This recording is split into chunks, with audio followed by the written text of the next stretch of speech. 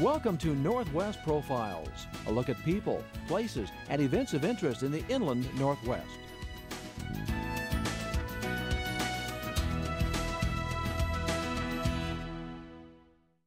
Form and function. They flow together to make one-of-a-kind pieces that not only are collected for their uniqueness and beauty, but for their performance as well. Knife makers can be found worldwide, but the knife makers in the state of Montana have shown recently that their work is on the cutting edge in the world of handmade knives. In 1994, an organization was formed to help spread the word about knife making in Montana. The president of the Montana Knife Makers Association, also known as the MKA, is Bob Crowder of Thompson Falls. Montana Knife Makers Association actually has quite a few members outside of Montana, but we tend to be relatively northwest. We have a show once a year. We bring as many of those people together as we can get. They bring ideally, they bring the very best of what they've been making in the course of the last year. So that not only is there that opportunity to showcase their work to prospective buyers, but especially to showcase their work in respect to the other knife makers as well. Crowder, a knife maker himself for the last 18 years, prides himself on the quality and finish of his work. Every knife maker puts a bit of themselves in their work.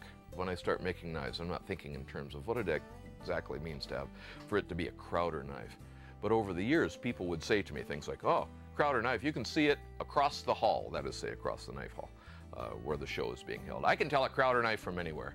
I'm a fit and finish guy. I know I concentrate on those things. Those things have to be right. My lines have to be right. I put a bit of myself into it. Knife making is like everything else. You don't really just randomly do things. You have to have an idea of what you want to do. Custom knife making is a synthesis of two things. It's a synthesis of design for the purpose of function and design for the purpose of art. And so I start with basically 6-foot bars of stock as near in dimension to what I need as I can. By scribing on the bar stock, Crowder draws the pattern and then cuts and grinds it to its selected profile. The plunge and the grind line are ground to lay out lines that become the bevel. Then holes are drilled in the handle. The bar that you buy is soft, and so you can drill it, you can file it, you can grind it easily, all of those things. You deburr the knife. I put it in a foil envelope to restrict access of oxygen to the blade material. Then it goes into the furnace. Each alloy has a specific recipe, if you will. In the case of ATS 34, for example, that's a 1975 degree hardening temperature, quenching in air. After the knife is hardened, then it is tempered. For me, I'm tempering at about 375 to 625 degrees 2 times for an hour.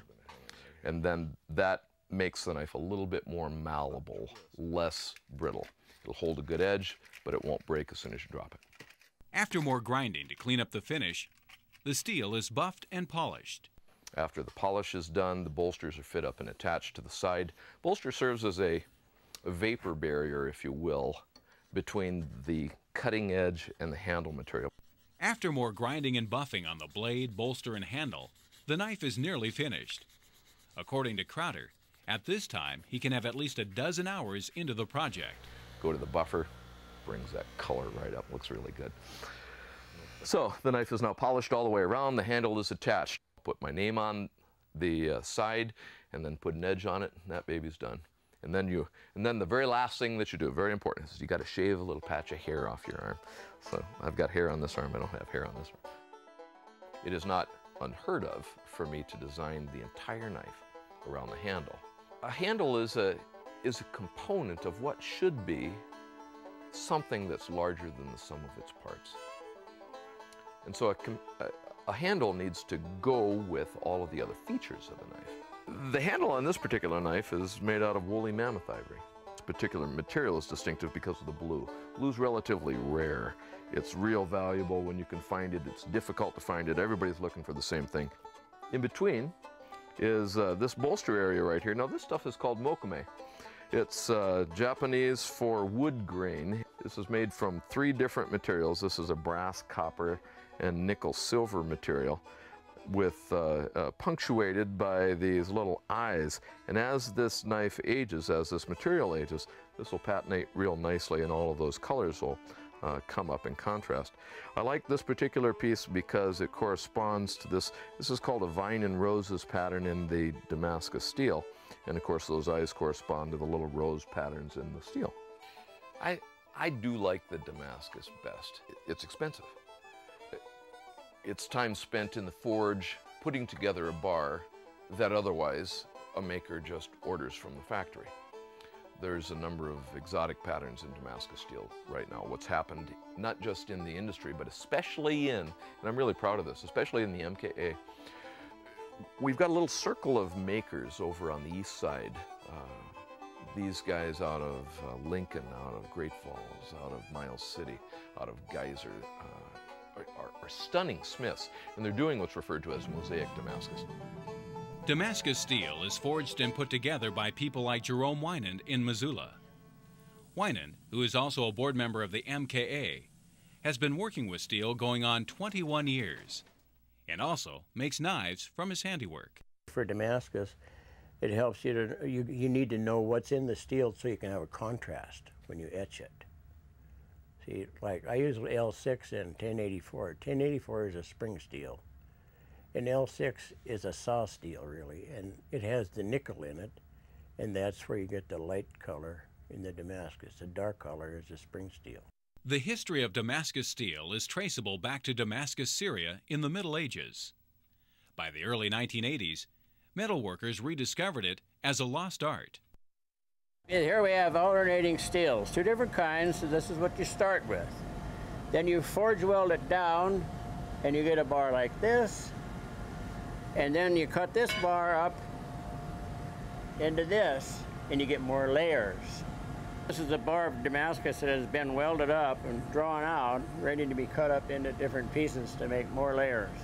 By stacking alternating layers of different types of high-carbon steels, forging it, drawing it out, cutting, and restacking it, Winand can stack up to 150 layers and more to produce a quality Damascus piece of steel. For mosaic Damascus, he starts with what he calls a can. This is a turkey track. Fill it full of powdered steel.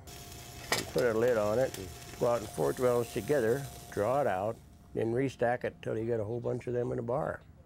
After arc welding the can shut, a small hole is drilled and a small amount of WD-40 is sprayed into it to help burn out the oxygen while welding in the 2200-degree forge.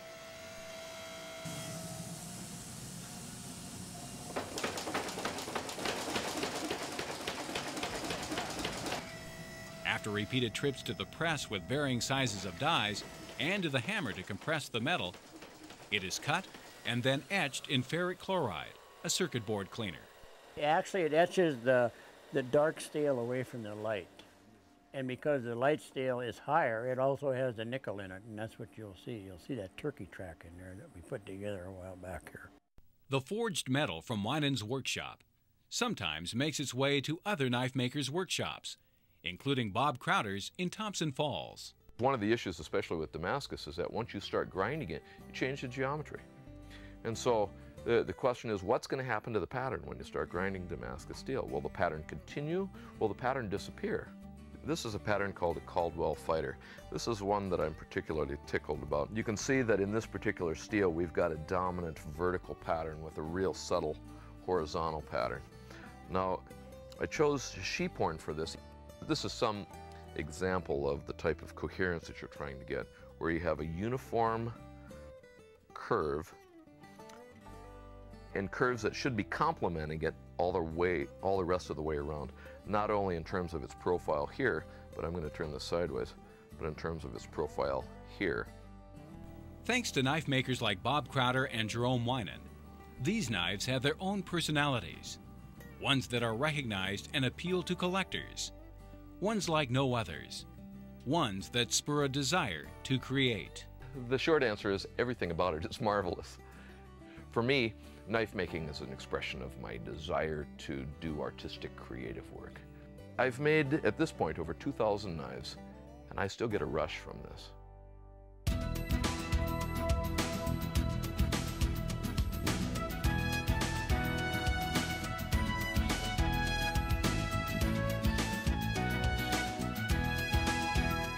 If you have a story idea for Northwest Profiles, send it to KSPS TV, 3911 South Regal, Spokane, Washington, 99223. Northwest Profiles is a presentation of KSPS Public Television.